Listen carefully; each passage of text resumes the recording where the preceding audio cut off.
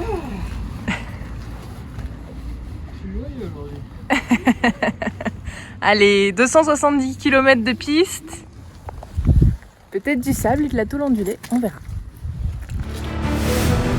Alors, je sais pas du tout quelle route j'ai prise.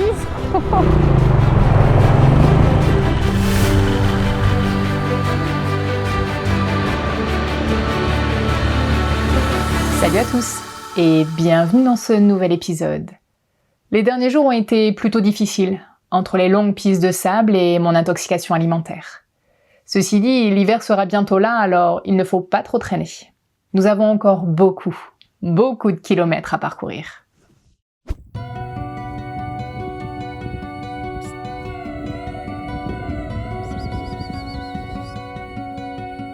Le lac Kofsgol est le deuxième plus grand lac, et surtout le plus profond du pays.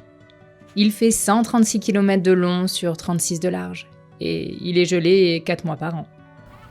On l'appelle aussi la perle bleue foncée. C'est vrai que la couleur de son eau est juste magnifique, et quel calme à cette période.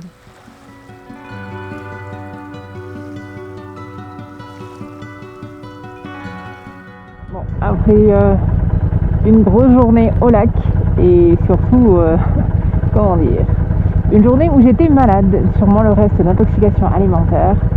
Là, on va essayer de reprendre la route, donc direction Moron, et selon mon état, si ça va, on attaquera la piste, si ça va pas, on prendra la route direction Ulaanbaatar.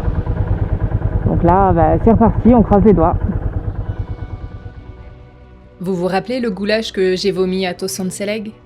Eh bien, il faut croire que l'épisode intoxication n'était pas totalement terminé. J'étais malade pendant 24 heures de plus au lac, nous obligeant à temporiser le départ. Thank you, goodbye.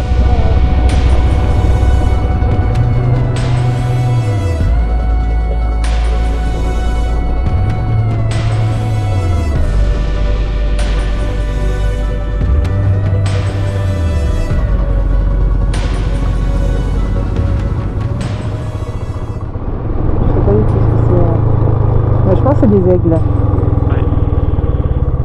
Vachement grand. Bien sûr, on ne parle pas du troupeau sur la route. Non, ils ont pas un long cou. Allez, biquette. Oui, non, mais c'est Allez, peut-être mout, dans mout. le sens où c'est peut-être comme le gros qu'on a vu tout à l'heure. Ouais, Ça, c'est pas les petits.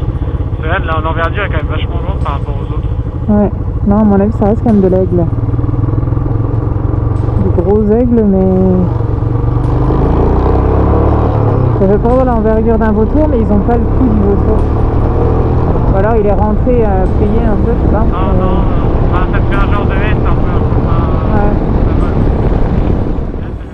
Par moments, on voit de nombreux oiseaux. Certains vraiment grands, d'où notre discussion. Aigle ou vautour ? Au final, on verra les deux, car il y a régulièrement des cadavres d'animaux en bord de route. Animaux percutés par des véhicules. Dur à croire vu l'affluence actuelle, hein. Et pourtant.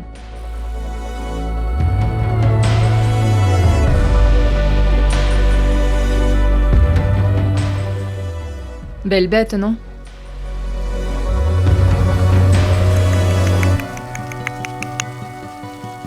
Oh la tête que tu me fais, toi. Ouais, c'est à toi que je parle. Et comme souvent, aucun berger ou chien aux alentours.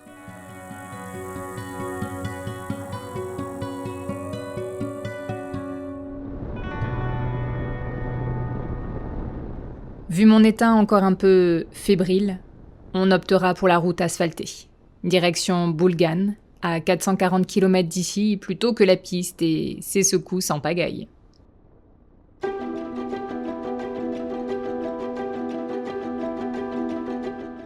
Et après une nuit passée à Bulgan, on reprendra la route vers Ulaanbaatar. Au programme, 500 km de ligne droite à travers les steppes mongoles. Le côté parcelle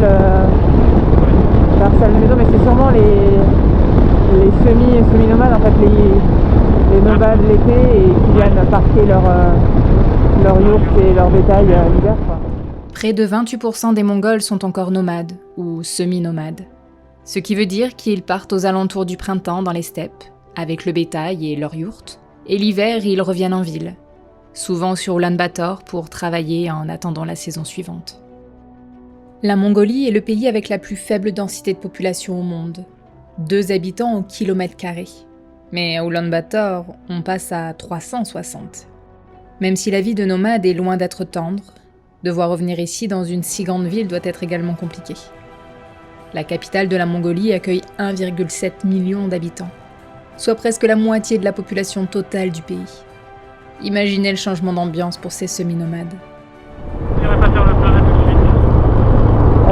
Si tu veux. Puis 98. Oh my gosh, c'est du 98. Je suis content, hein. Ah, vous, tu jubiles. Je t'avoue que ça me fait ni chaud ni froid. C'est vrai que pour Lucas, c'est une super nouvelle, et je le comprends. Même si pour moi, ça ne change pas grand-chose. Car je mets de toute façon du 95 et que, pour le coup, j'en trouve plutôt partout.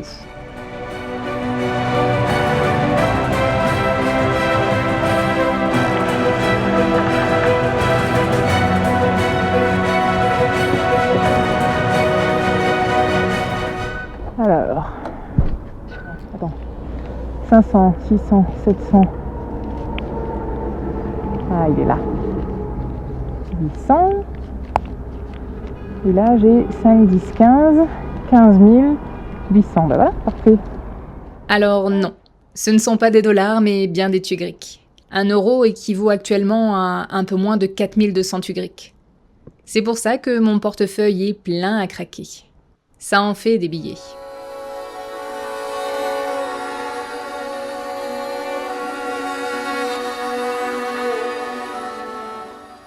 Ulaanbaatar, ou Yubi, comme l'appellent les Mongols, c'est une ville assez surprenante pour nous.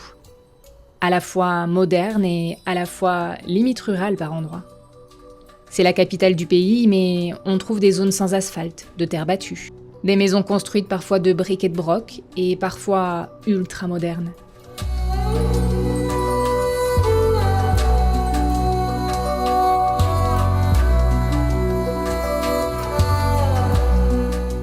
Après 500 km de ligne droite et 1 heure de bouchon en ville, on est très content d'être arrivé. Bon, on trinque ou pas? Ouais. À cette longue journée. Bienvenue à Ulaanbaatar.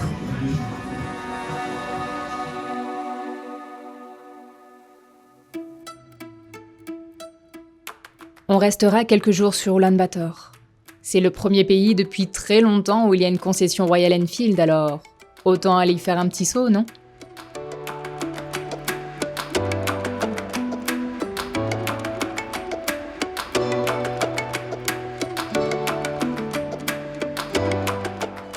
On va en profiter pour se reposer, visiter un peu et ça commence avec cette boulangerie. On a besoin d'un petit goût de France par ici? Peut-être.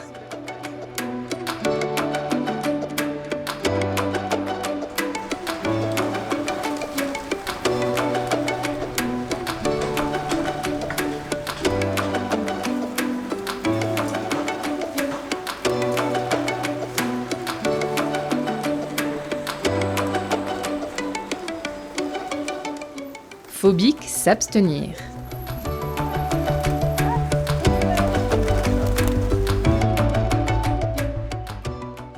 Plus de 53% de la population mongole est bouddhiste. À Ulaanbaatar, il y a d'ailleurs plusieurs temples très connus. C'est l'occasion d'aller en visiter un ou deux.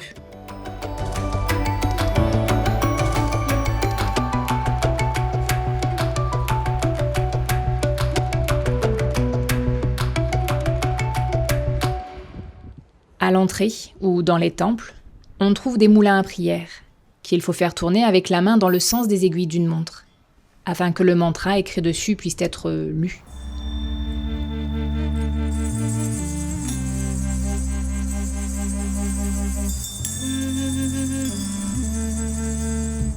Nous voilà au monastère Gandan Tegchilen. Je le prononce sûrement très très mal, je suis désolée. Toujours est-il que ce nom veut dire « le grand lieu de la joie totale » en tibétain. C'est l'un des centres les plus importants dans l'apprentissage et dans la pratique du bouddhisme. Au cœur du monastère, on tombe face à une statue dorée de 25 mètres de haut, incrustée de pierres précieuses.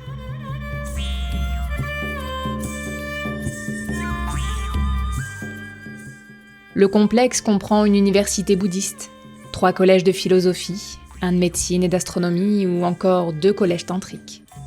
C'est un haut lieu de la spiritualité. Et d'ailleurs, 150 moines y vivent. Lucas aura le privilège de participer à la procession pour ramener les bougies, dans un petit local afin de les faire remplir.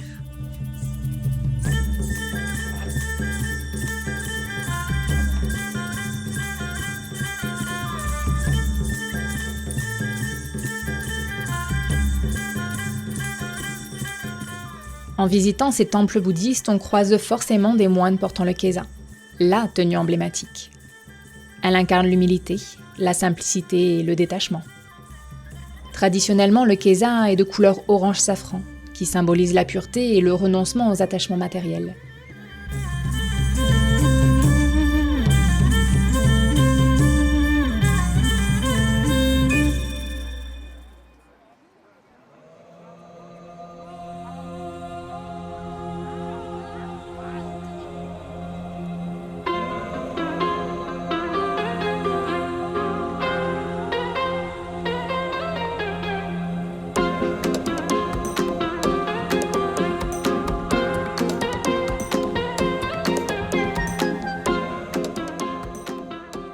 Et bien évidemment le symbole même de la Mongolie, Gengis Khan, le père fondateur de l'empire mongol, à la fois idolâtré et controversé, pour son règne plutôt impitoyable, voire même sanguinaire.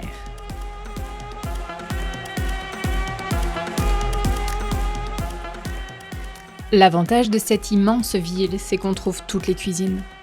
Pendant quelques jours, on n'a plus à craindre de tomber sur un plat de mouton. Alors on en profite. Et même...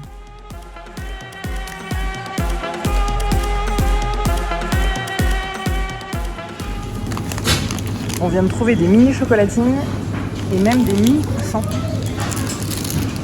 On est à Carrefour à Oulan-Bator et franchement ça fait super plaisir. On retrouve des plats français. On a vu du cassoulet, du saucisse lentilles et là on est parti voir s'il y avait du brie. Enfin, je croise les doigts. Il est là.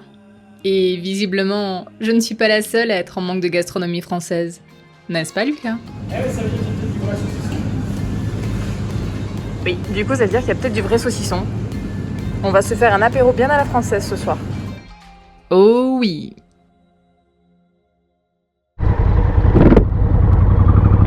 On est parti ? Ouais. On est parti. Allez.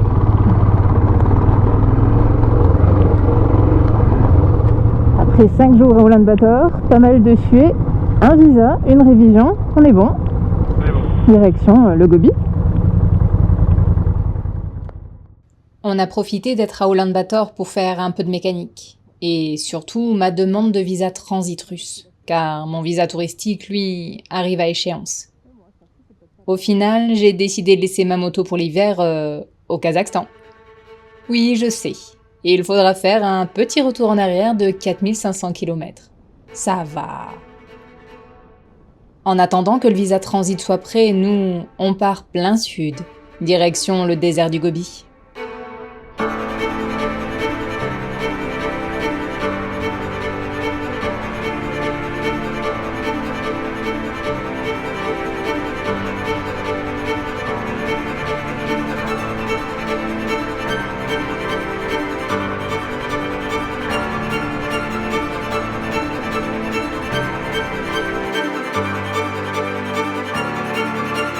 Après 280 km de ligne droite, on est arrivé à Mandalgovie. Allez, 270 km de piste. Peut-être du sable et de la tôle ondulée, on verra. Il râle déjà, on n'a pas commencé la piste, ça commence bien. On a de l'essence, on a de l'eau, on a des vivres. On est au taquet, on a pris une douche. On peut mourir en toute tranquillité. Oui. Là, on peut repartir pour 246 km de piste.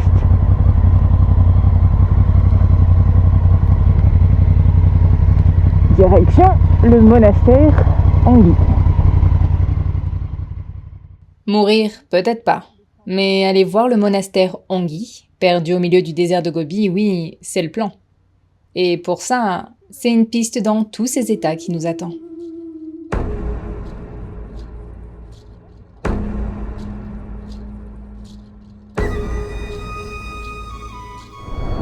Voilà, il est temps de dire au revoir à l'asphalte et bonjour à la piste. C'est parti!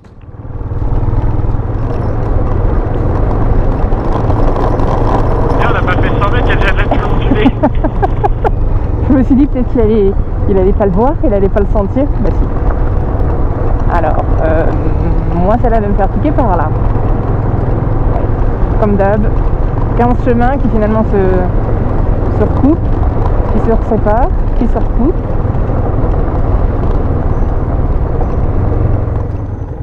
Ça commence bien, on s'est déjà perdu. Il est où? Ah ben voilà.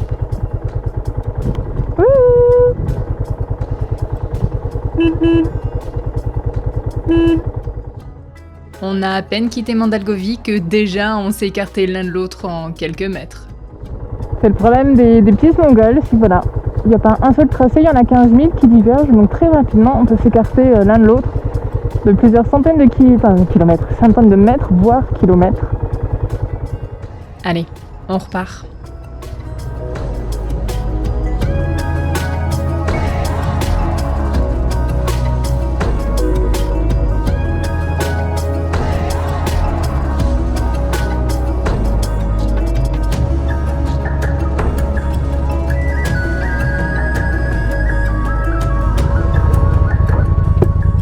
Bon ben c'est parti, dégonflage alors.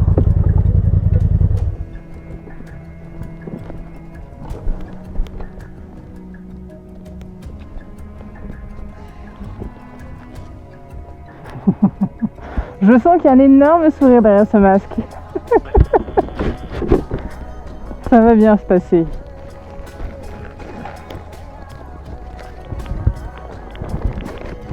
Ça fait 300 mètres que j'ai déjà fait peut-être 3 fois.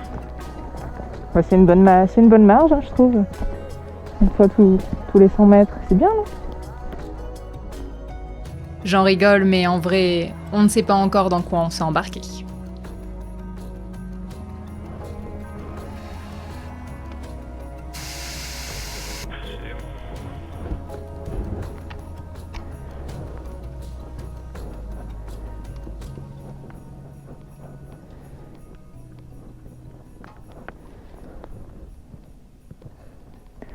Un 7.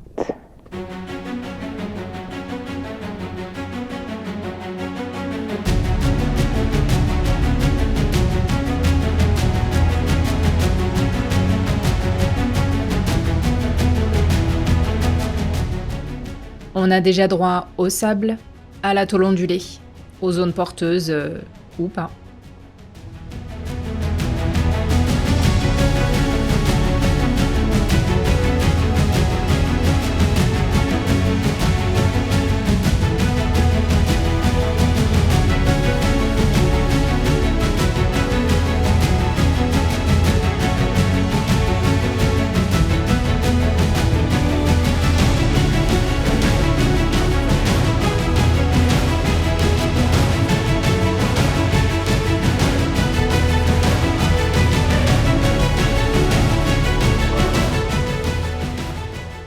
Oups, elle est où la piste?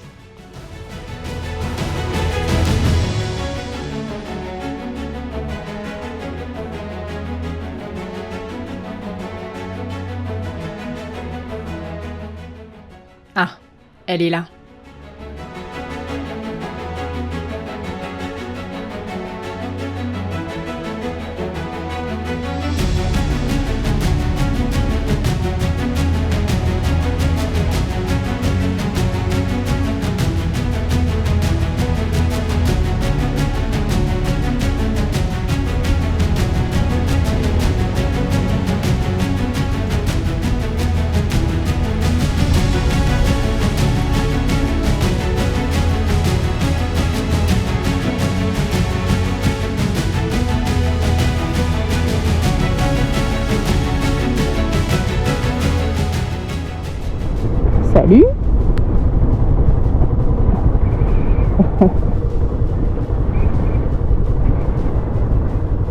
Si on peut pas faire plus cliché, là, on est en Mongolie, il y a du sable et il y a des chameaux. Cliché peut-être, mais c'est sympa comme rencontre, non?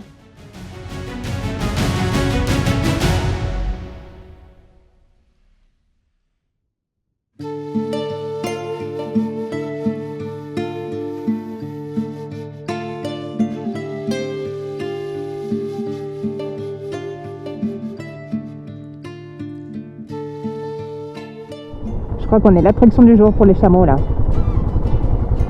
En même temps, on n'a croisé personne depuis qu'on est parti, depuis plus d'1 heure.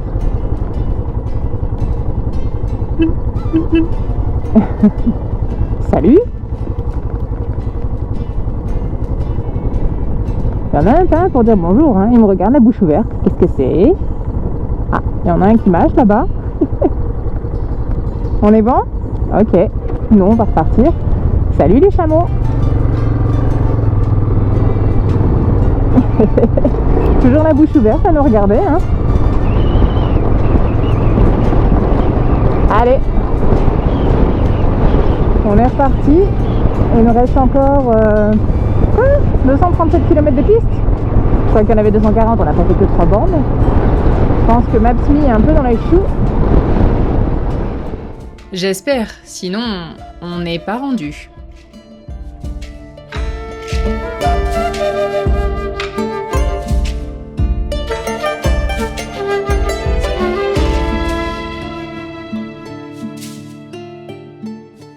Maintenant, vous l'avez le running gag?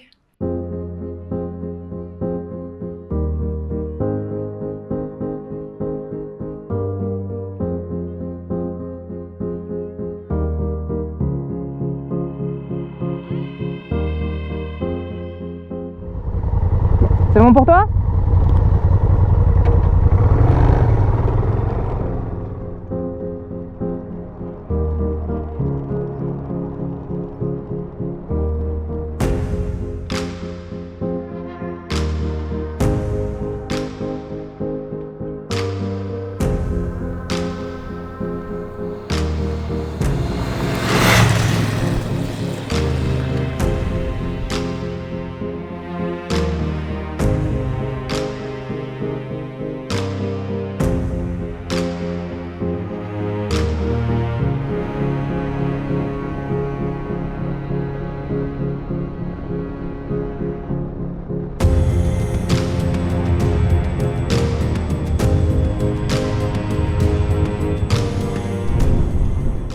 Bon ben voilà, à quoi on a droit là au retour.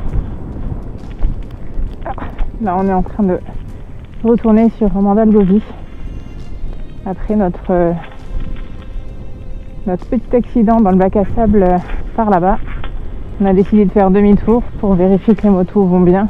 Bon, on a quand même fait un gros check déjà maintenant. A priori c'est plutôt bon. Il y a un peu de casse mais c'est plus du plastique. Genre mon garde-boue haut, ce genre de choses. Bon, mon guidon était bien plié, donc on a réussi à le déplier un peu, mais clairement, il va falloir le changer. Wait, il s'est passé quoi là? Eh bien, on a traversé un bac à sable, alors qu'on devait rouler à 40 km/h. On a été freiné direct. Lucas qui était devant en premier. Le temps que je comprenne, j'étais à mon tour dans ce sable mou. Résultat, 2 chutes dont un vol plané pour moi. Un guidon plié et un garde-boue haut éclaté. Et là, moi, j'ai les côtes qui me font mal. Alors, je pense pas que ça soit cassé, mais à mon avis, je vais avoir droit encore à des contusions. Donc, on la joue safe. On retourne en Mandalgovie, vérifier en profondeur les motos et me laisser récupérer de mon petit vol plané, voilà, dans le sable.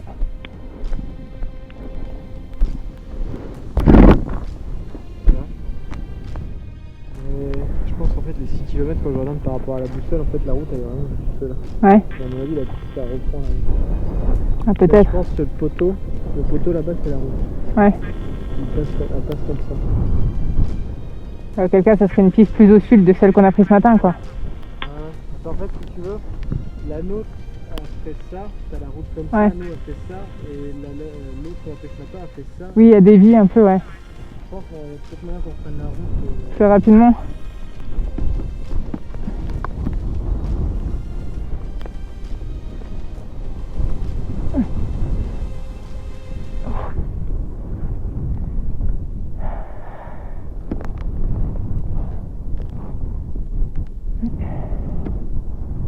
Compliqué.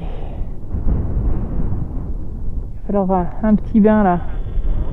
Il va falloir un petit bain et une bonne nuit de repos. C'est pas plus mal qu'on ait fait ça. Mm.